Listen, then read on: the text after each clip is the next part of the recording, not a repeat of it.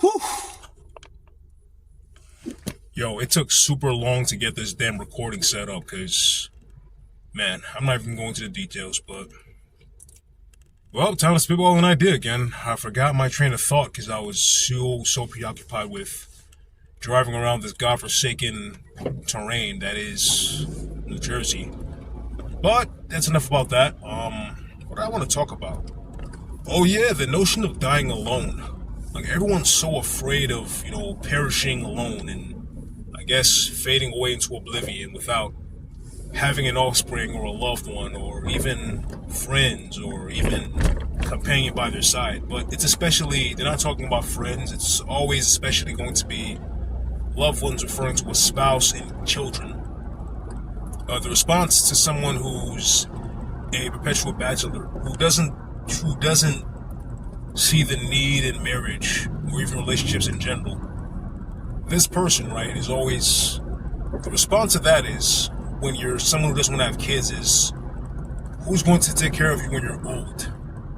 And I find that to be laughable, considering that they call you selfish. This is a follow-up response to them calling you selfish, which is hilarious because it's because they've highlighted their main intention of having children is to have these beings be their failsafe, essentially. That's their failsafe. In the event they can't save up for their own retirement, these kids take care of them. It's, you're pretty much highlighting your sole purpose of having children. They're your slaves, essentially. They're taking care of you. Which, by the way, you know what's hilarious about that is there's no longer a societal expectation of your children being your failsafe retirement plan. No. Children are no longer expected to provide for their family anymore or provide for their parents when they're old. It's not expected anymore. So there's a significant chance, above 80% chance that you can have children, 7 kids for example, and still end up in a nursing home because it's too expensive to freaking feed and house your old ass. So they pretty much should just throw you into a fucking nursing home to begin with. And if you're a parent, if you're leading with the expectation of the child providing for you onto old age, then it's safe to assume that you wouldn't have been a good parent to begin with. So the individuals who are stating these things had selfish intentions to begin with. They wouldn't have made great parents to begin with at all. It's sort of a defeating statement in and of itself.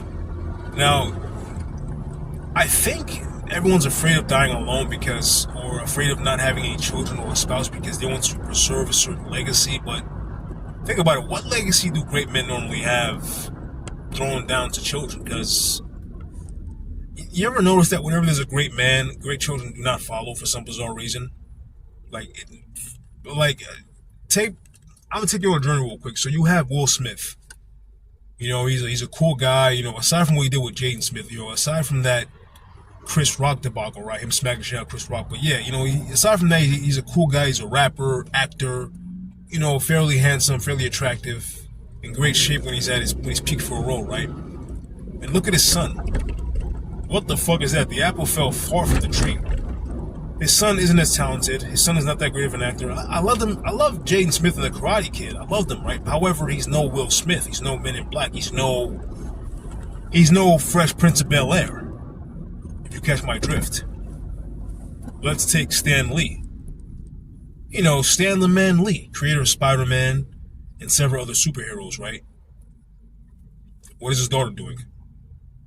When Stan Lee was alive, his daughter pretty much mooshed off him the entire time. His daughter was not a revolutionary in terms of the comic book industry. Those are big shoes to fill here.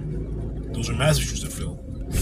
However, his daughter didn't even perform the bare minimum of actually getting into comics at all. She just pretty much mooshed off of him, his father's success. So I'm 2 for 2 on this instance. Now, I'm gonna go 3 for 3. Hugh Hefner. And it's crazy how incredible Playboy used to be as an industry.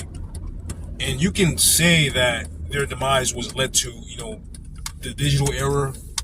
No one really purchases magazines anymore, so that pretty much just left them astray and put a massive dent in their profits. However, if you look at what Hugh Hefner's son did when he inherited the company, my goodness, this man drank the Kool-Aid, if you will. He drank the egalitarian Kool-Aid of inclusivity and body positivity, if I can recall. The Playmates weren't that attractive anymore. He strayed away from his father's vision heavily. And the company sank downhill. Like, the profits were pretty much just non-existent. If you catch my drift. Super non-existent. So in that case, I'm 3 for 3. Like, so this illusion of preserving a legacy, what are you preserving exactly? You're trying to maintain a state of immortality, because ultimately what it boils down to is people are afraid of dying, right? So having a child is their way of preserving more. It's a way of, I guess you could say perpetually living in a different form, because they personify themselves in their kids. Like, their children are their flesh and blood, as you could say. Like, it's part of them.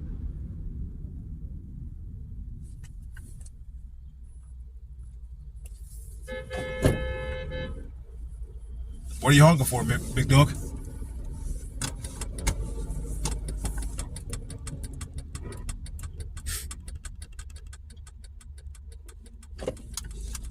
Yeah, so their children are part of them, essentially. You know, like, their kids are them. It's a way of living. Yeah, like their kids are them, essentially. That's why they want to have kids. It's their last morsel of preserving immortality. It's the closest they get to immortality.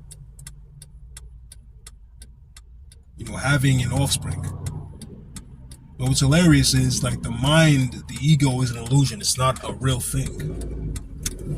You have to accept your mortality one way or another. You're going to die inevitably. And trying to live vicariously through your child is, in a way, you can call it narcissistic. You know, I believe there's an argument to be made for that. You can call it narcissistic in a certain sense. Like, you're trying to live through the child. You live vicariously through the child. Or that might not even be narcissism. Like, there might be some sort of another thing that I can't even describe at the moment. There might be a term for that, but you're living vicariously through a child. You're trying to preserve this last shred of immortality you have. And everyone's afraid of dying alone. But you know what's ironic? Everyone dies alone. We all die alone. When you're going to be buried 6 feet underneath in that casket, you can only go by yourself. You're going to be buried alone in that casket by yourself 6 feet under. And we all romanticize death. We all romanticize, you know, the bed that we're around. You know, like, you're dying on the bed.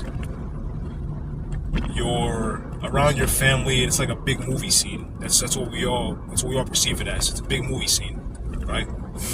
But dying isn't like that. You know, it's painful. It's a very painful action to slowly drift away. Slowly losing your life force is painful.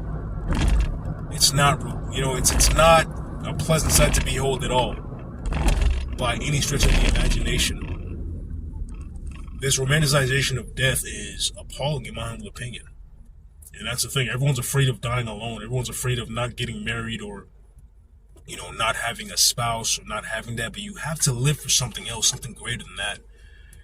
Don't allow, you know, as a man, you can't allow a woman to complete you. It's fucking retarded, because there's a possibility you're never going to meet that spouse. And I've accepted this possibility myself. Like, I've accepted the possibility. I've accepted the reality that I'm probably going to die alone. You know, I'm not teary-eyed about that. It's just, that gives you a kick in the rear end to make the most out of the life you have now.